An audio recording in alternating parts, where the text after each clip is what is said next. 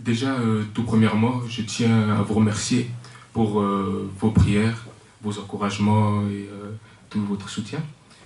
Je tiens aussi à saluer d'ailleurs les internautes qui vont cette fois-ci écouter ma prédication à moi et non celle du pasteur Jean-Marie. Mon thème sera la nature humaine et l'esprit. Nous allons déjà commencer par prendre la Genèse, le chapitre 3, verset 14.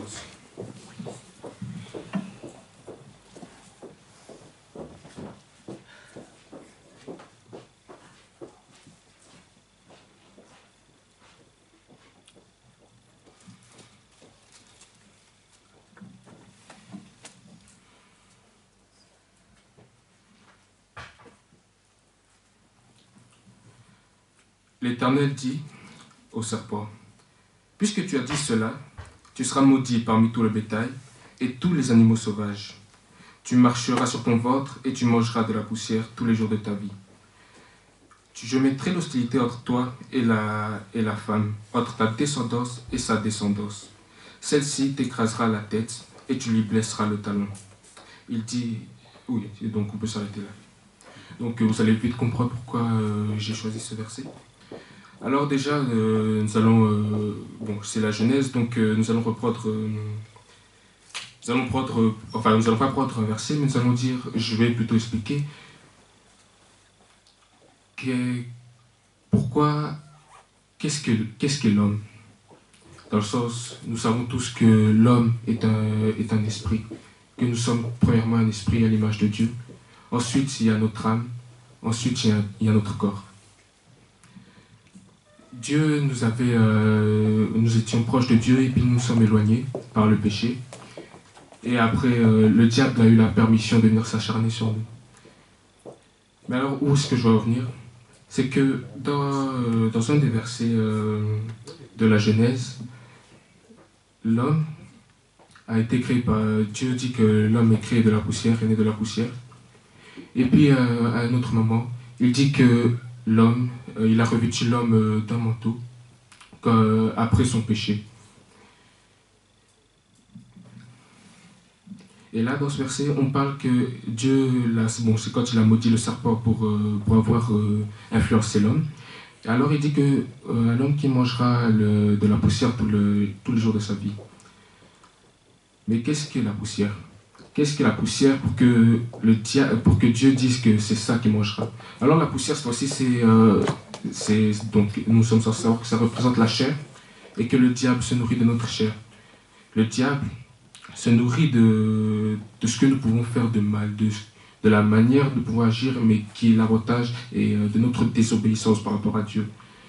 Donc, maintenant, oui, excusez-moi, je suis un peu stressé. Mais bon, je vais passer un peu quelques étapes pour revenir là où je veux revenir. Ce que je veux revenir, c'est que la vie chrétienne que nous sommes censés vivre, nous sommes censés la vivre avec l'Esprit de Dieu.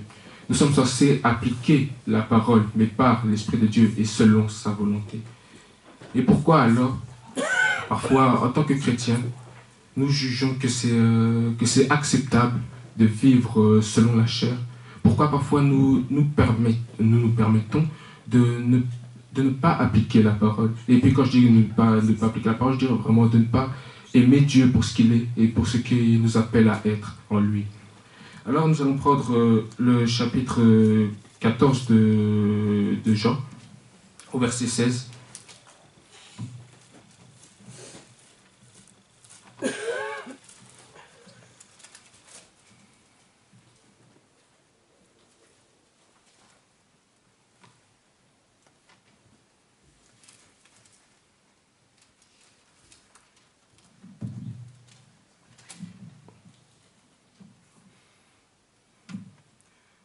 Quant à moi, je prierai le Père et il vous donnera un autre défenseur, afin qu'il reste éternellement avec vous.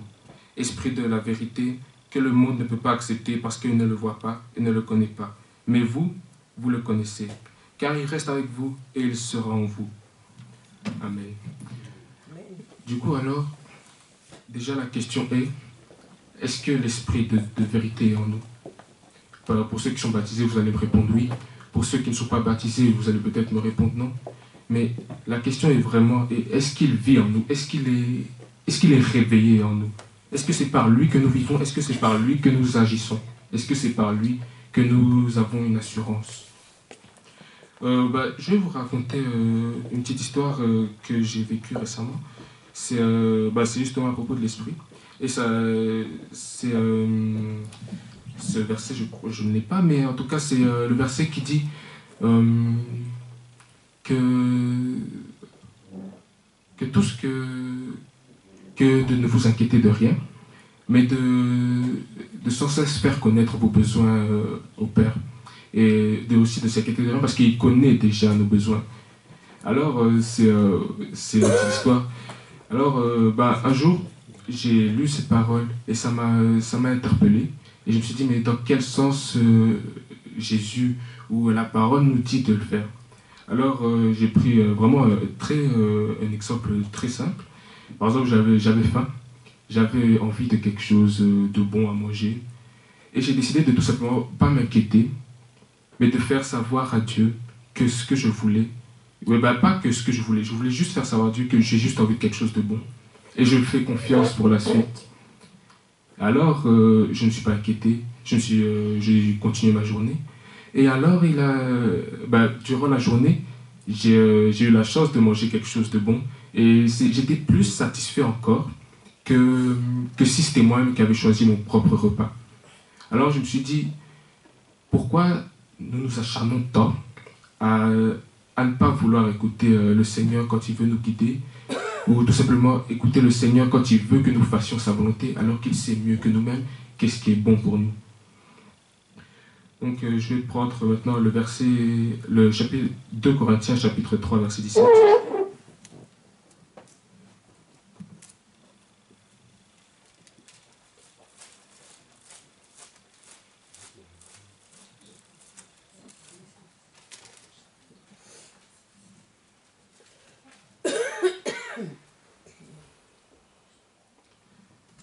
Je lis au nom de Jésus. Or, le Seigneur, c'est l'Esprit. Et là où est l'Esprit du Seigneur, là est la liberté. Nous tous qui sans voile sur le visage contemplons dans un miroir la gloire du Seigneur, nous sommes transformés à son image, de gloire en gloire, par l'Esprit du Seigneur. Amen. Alors, ce verset, je le trouve assez merveilleux à lire. Je trouve vraiment... je trouve que c'est... En fait, normalement, toute la parole doit nous interpeller. Mais quand ça part de l'esprit, je trouve que c'est important vraiment de le souligner. Parce que l'esprit, c'est notre compagnon de tous les jours maintenant. Jésus, lui, a accompli sa tâche. Le Père, lui, a déjà pourvu pour nous. Et maintenant, c'est l'esprit qui doit accomplir, son métier de guide et qui doit sans cesse nous ramener à la voie du Père. Alors, dans ce verset, on dit « Or, le Seigneur, c'est l'Esprit, et là où est l'Esprit du Seigneur, là est la liberté. » Et moi, je vous pose la question, est-ce que vous vous sentez libre? Est-ce que vous pensez être libre? Ou tout simplement, pas forcément prisonnier du péché, parce que normalement, en temps normal, si nous disons que nous sommes baptisés, nous sommes libres du péché, mais est-ce que nous en sommes conscients?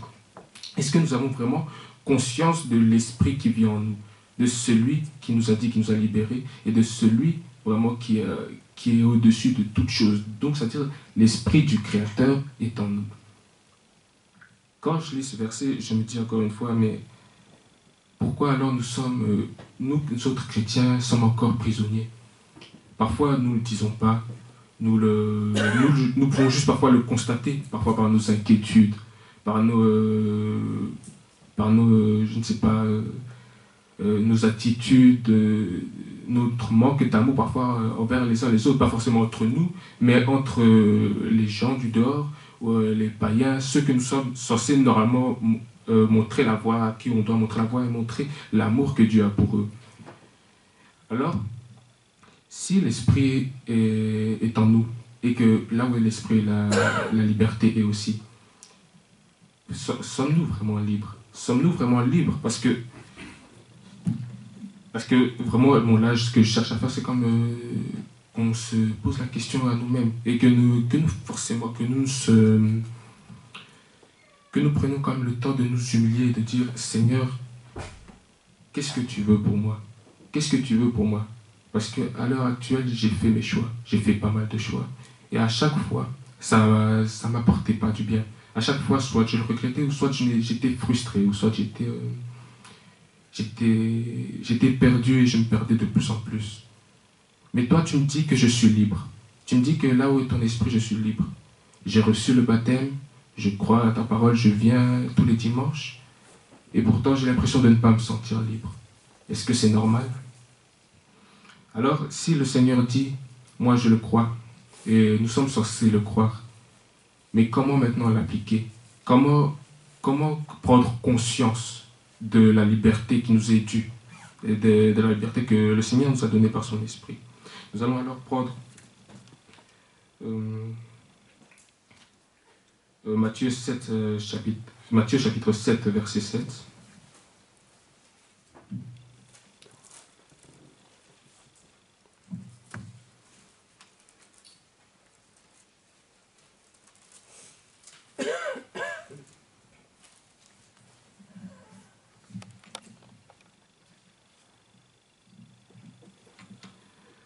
Demandez et on vous donnera. Cherchez et vous trouverez. Frappez et on vous ouvrira. Alors parfois, ce verset, je pense que tout le monde ici le connaît, que à la limite on le survole quand on le lit. Et pourtant ce verset est vraiment important parce que déjà, de un, il nous dit demander. Donc là, quand on dit demander on vous donnera, cherchez, vous trouverez. Donc on peut prendre ça comme des états de prière, des états de responsabilité à chaque fois. Donc quand on dit demander, c'est à lui alors de prendre la responsabilité et de nous donner ce que l'on cherche, ou de nous apporter une réponse, du moins, ou un chemin, une solution, pour que nous puissions avoir la démarche à suivre. Et quand il nous dit de chercher, alors là, la responsabilité change et maintenant c'est à nous d'agir et de chercher après lui. Et quand il nous dit de frapper, maintenant, c'est-à-dire que nous avons trouvé la chose, mais que nous devons maintenant, à présent, si on peut dire comme ça, harceler Dieu, afin qu'il nous ouvre la porte et qu'il fasse ce qu'il a annoncé dans sa parole. Alors, maintenant, qu'est-ce que ce verset par rapport à l'esprit et par rapport aussi à notre liberté en Christ? Nous avons souvent dans notre vie, si nous sommes ici un moment, si nous sommes arrivés ici un moment, c'est que nous avons cherché Dieu et que nous avons voulu quelque chose de différent pour nous-mêmes. Maintenant, Dieu nous a apporté une réponse. Nous sommes pour la plupart baptisés. Et maintenant, qu'est-ce qu'il en est? Parce que si nous sommes baptisés et que nous vivons encore dans le péché, et que nous vivons encore comme des païens et que nous n'arrivons même pas à montrer la voie à ceux qui sont en train de se perdre dehors, alors ça veut dire que nous avons quand même manqué une étape. Maintenant, souvent, en tout cas pour la plupart d'entre nous, nous sommes à l'étape du chercher. Et chercher, ça se fait avec, si je peux dire, avec ardeur. Le Seigneur, je ne sais plus dans quel chapitre c'est, mais le Seigneur nous dit de chercher de tout notre cœur avec persévérance. On va prendre tout simplement un exemple aussi simple. Par exemple, je perds mon téléphone. Genre, je je ne le trouve pas. Et disons que j'aime beaucoup mon téléphone. Et si je vais le chercher jusqu'à que je vais le trouver. Et c'est même pas une question de persévérance ou d'assiduité, mais juste je vais le chercher jusqu'à l'avoir trouvé. Bien sûr, dans la parole, Dieu nous précise de chercher avec persévérance, parce qu'il sait notre cœur, parce que parfois aussi, ce genre de choses qui sont censées être simples à comprendre, comme chercher avec persévérance, quand la parole nous le dit, c'est comme si nos yeux se fermaient ou bien notre entendement se voilait. Et pourtant, Dieu dit de chercher et on trouvera. Et alors, ça ne s'applique pas aussi qu'à nous.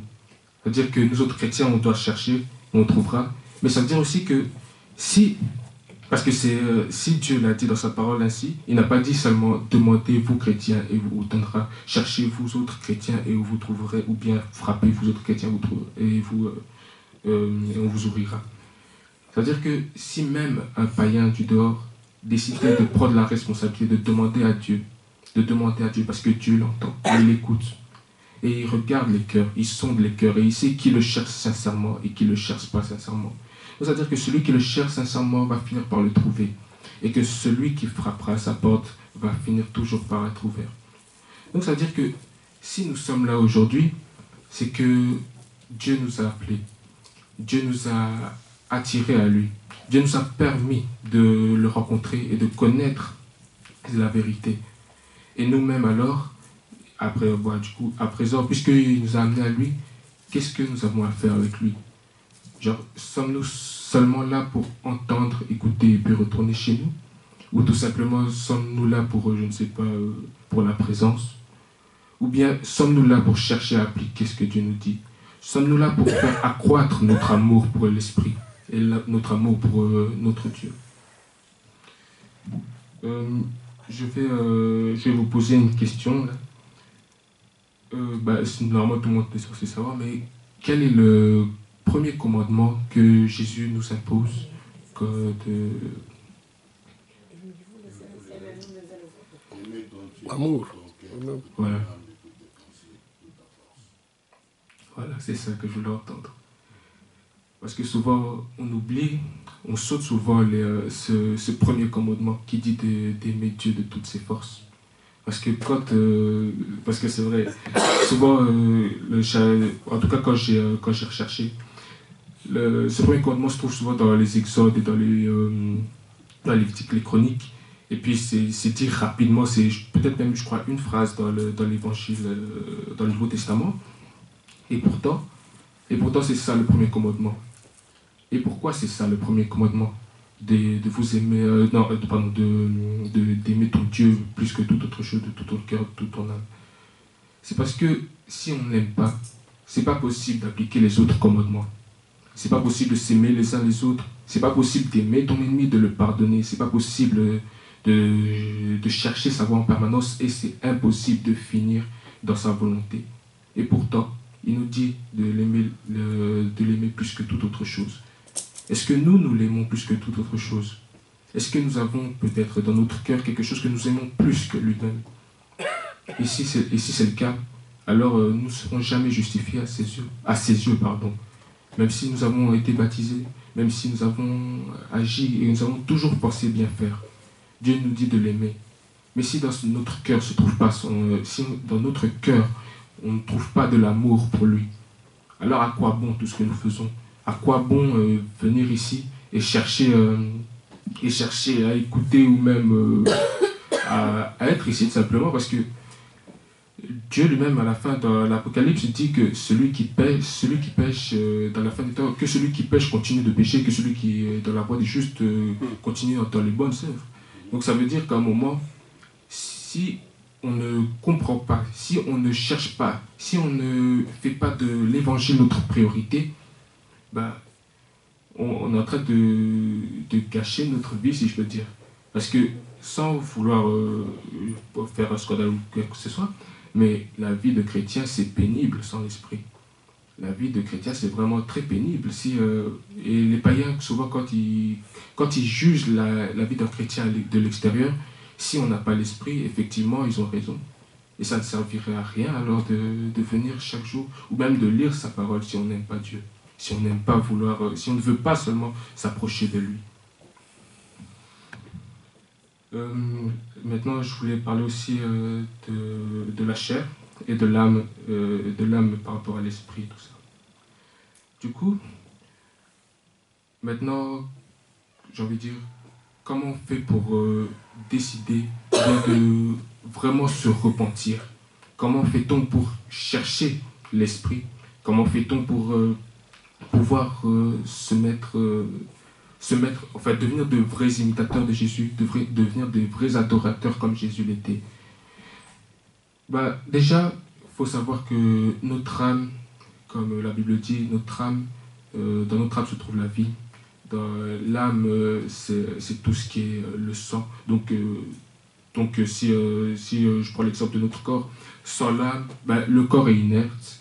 Et si j'ai un esprit, mais juste avec une âme, j'aurais besoin d'un corps. En tout cas, rien ne peut être dissocié. Et l'âme, est comme un genre de disque dur, si je puis dire. Nous autres chrétiens, nous avons été baptisés, pour la plupart, comme je disais, ont été baptisés, mais parfois nous vivons encore comme de manière charnelle. Nous vivons de manière euh, païenne, tout simplement. Mais comment, moi, je me suis posé en tout cas la question, pourquoi, depuis que je me suis fait baptiser, il y a certaines choses qui sont restées charnelles, alors que Dieu nous dit que je suis né de nouveau et que la chair a été crucifiée avec lui. Alors je me suis posé la question, j'ai fait des recherches, et maintenant j'ai compris qu'en fait, l'âme a enregistré certaines choses. L'âme a enregistré certaines choses. Dieu a changé, donc maintenant nous n'avons plus, c'est plus la chair, mais c'est l'esprit. Mais l'âme a conservé certaines données. Et maintenant, si nous refusons, nous nous obstinons à refuser de les effacer ou de réinitialiser totalement le programme qui est en nous, alors ça ne sert à rien en fait. Ça veut dire que nous sommes là et au final, nous n'allons nulle part. Nous n'allons nulle part. Alors le seul moyen de pouvoir vraiment plaire à Dieu, c'est comme il dit, de chercher la repentance à tout prix. De chercher le moyen d'être changé totalement. De ne pas garder, par exemple, je ne sais pas, par exemple, dans ma vie passée avant le baptême, par exemple, je ne sais pas, j'étais peut-être joyeux, mais j'étais en colère. Et ben, je dois effacer ce programme entièrement. C'est-à-dire que je ne dois pas garder la joie comme le monde la donne, ni garder la colère d'ailleurs, mais je dois prendre la joie que Dieu donne. Je dois devenir ce que la parole de Dieu dit. Alors, voilà, donc si là je vais faire la comparaison aussi entre la chair et le Saint-Esprit, et la vie dans la chair et la vie dans le Saint-Esprit. Nous allons prendre Galates chapitre 5, verset 22.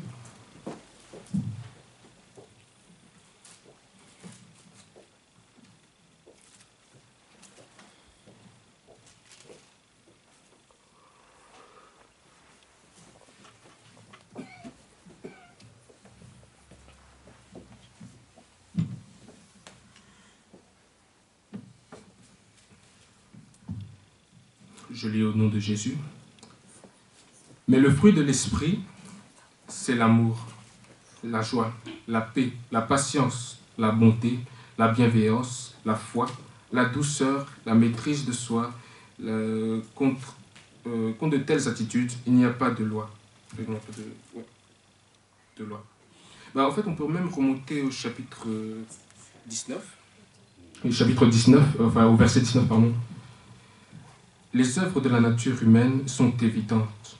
Ce sont l'adultère, l'immoralité sexuelle, l'impureté, la débauche, l'idolâtrie, la magie, la haine, les querelles, les jalousies, les colères, les rivalités, les divisions, les sectes, l'envie, les meurtres, etc. Donc ça veut dire que ce chapitre est assez clair. Ça veut dire aussi que les œuvres de la chair sont claires, les œuvres de l'esprit sont claires. Ça veut dire qu'on ne peut pas se tromper. Quand on est chrétien et qu'on sait comment Jésus était, on sait qu'on ne peut pas se tromper parce que même dans ce verset, on voit qu'il y a une grande différence. On voit qu'il y a une très grande différence et que le fruit de l'esprit, ça veut dire que la chair aussi porte du fruit, mais dans le mauvais sens. Ça veut dire que si nous portons du fruit en tant que chrétiens, et que c'est par rapport à la chair que nous vivons, alors nous sommes en train de déshonorer le nom de notre Seigneur. Nous sommes en train de dégoûter certaines personnes de devenir chrétiennes et d'être sauvées aussi. Ça me rappelle aussi une histoire que j'ai entendue. Je ne peux pas, je peux pas vous dire si c'est réel tout ça, mais j'ai entendu dire que Gandhi, je pense que vous connaissez à peu près Gandhi tous ici. Oui, voilà. Donc Gandhi a été mis en relation avec les Écritures, avec la parole de Dieu. Et pourtant, il a dit une chose qui m'a fortement touché. Il a dit, franchement, la parole, les évangiles, tout ça, c'est une chose tellement magnifique, c'est une belle chose. Mais il y a une chose qui m'a dégoûté de devenir chrétien, c'est les chrétiens eux-mêmes. Vous vous rendez compte que c'est quand même une honte pour nous. C'est quand même j'ai envie de dire, révoltant. Parce qu'à l'heure actuelle, s'il n'est pas devenu chrétien, même si c'est dur à entendre, ou même si on sait que lui pensait bien faire, son âme ou son esprit n'a pas été sauvé. Et pourtant, est-ce que est-ce que nous avons vraiment conscience du poids qu'il y a sur nos épaules, vraiment de l'importance de notre rôle dans le monde actuel?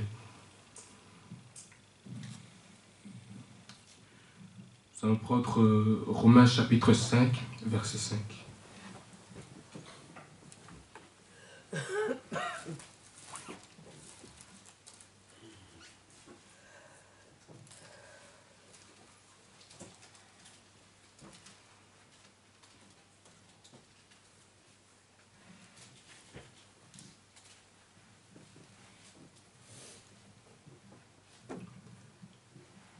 Or, cette espérance ne trompe pas, parce que l'amour de Dieu est déversé dans notre cœur par le Saint-Esprit qui nous a été donné. Amen. Donc ça veut dire que le Saint-Esprit qui est en nous, a déversé son amour. Mais est-ce que nous aimons? Est-ce que nous le laissons aimer à travers nous? Est-ce que nous le laissons faire par le Saint-Esprit? Sommes-nous des instruments comme Dieu voudrait que nous soyons? Si nous ne le sommes pas, nous ne devons pas en avoir honte, mais nous devons au moins le reconnaître. Nous devons au moins reconnaître devant Dieu, si ce n'est pas devant l'Assemblée ni quoi que ce soit, mais reconnaître devant Dieu que notre cœur n'est peut-être pas encore à l'image dans laquelle il veut que nous soyons.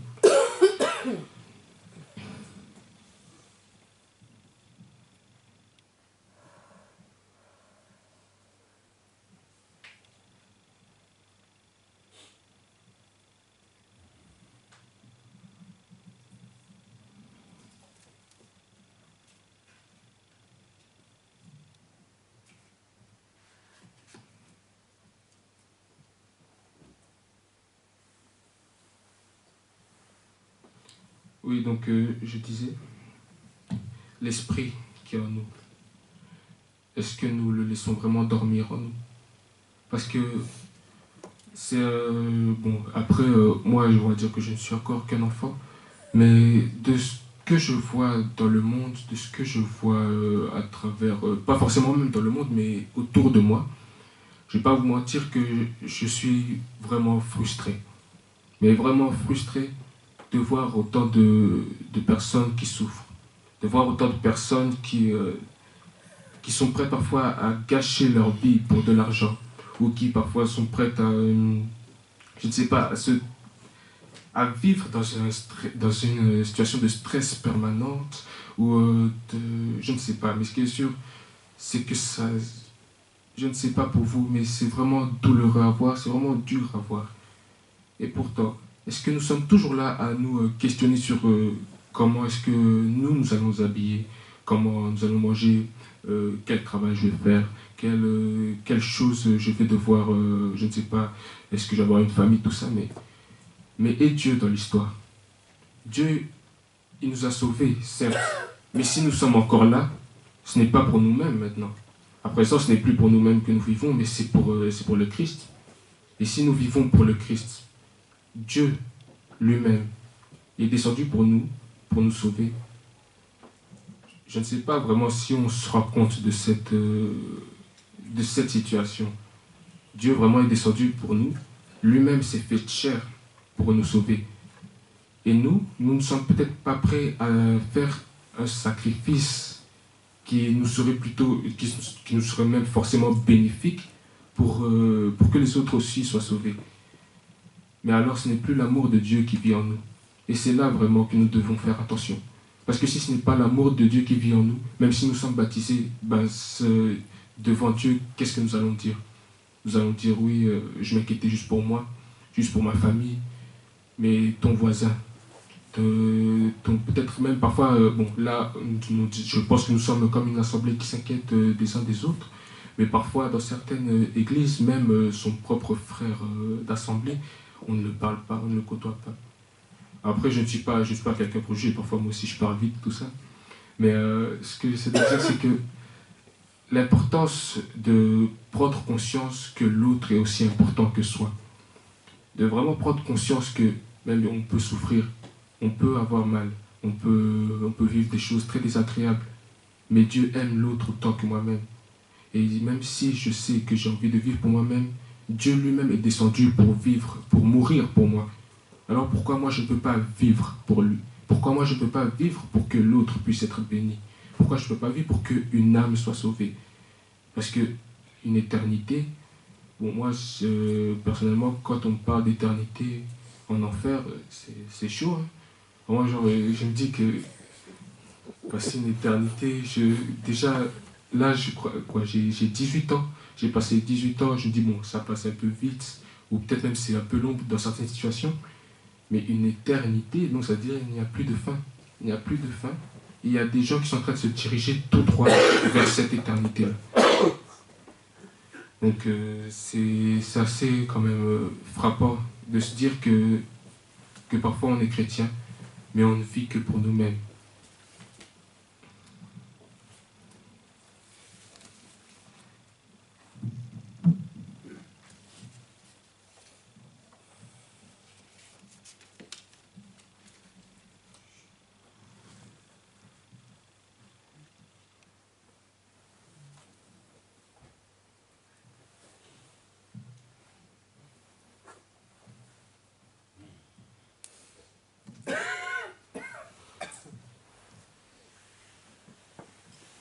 Donc on va pouvoir prendre Romains chapitre 12, verset 16.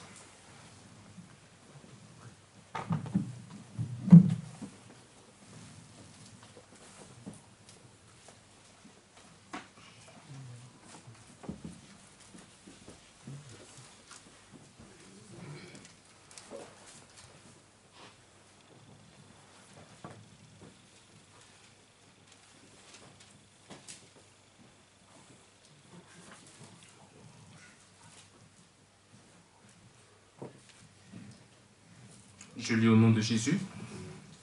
Vivez en plein accord les uns avec les autres.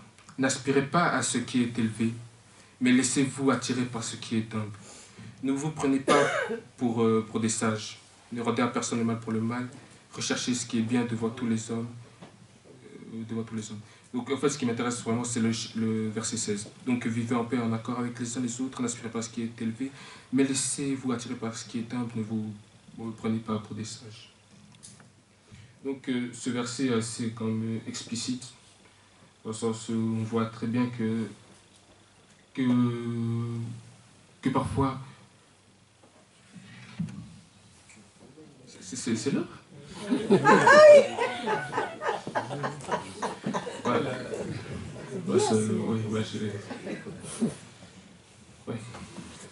On va s'arrêter là alors du coup. Développe peut-être quand même ce sentiment, non? Oui, non, tu peux conclure. Oui, tu peux conclure. Donc, oui, dans ce verset, je crois que Dieu quand même nous met face à notre propre orgueil, vraiment. Parce qu'il y a beaucoup de choses que nous devons faire dans notre vie, il y a des choses que nous voulons faire dans notre vie, mais il y a parfois aussi beaucoup de choses qui ne sont pas nécessaires. Il y a beaucoup de choses qui ne sont pas nécessaires, mais qui sont juste là pour attiser, enfin, je sais pas, soulever notre ego, ou bien... en tout cas, des choses qui ne vous serviront à rien dans les temps futurs, en fait. Et puis, Dieu lui-même connaît nos besoins aussi. C'était vraiment pour vous rappeler que parfois on s'inquiète de nos biens, tout ça, mais il faut se rappeler quand même que Jésus lui-même, qui est descendu sur terre, il n'était pas pauvre ni quoi que ce soit. Bon, là, c'est parce que je voulais un peu pousser, mais en gros, oui, Jésus lui-même avait des trésoriers, tout ça. C'est-à-dire que Dieu prend soin de ses enfants. Dieu prend soin de ceux qui le craignent et de ceux qui l'aiment surtout. Amen. Amen.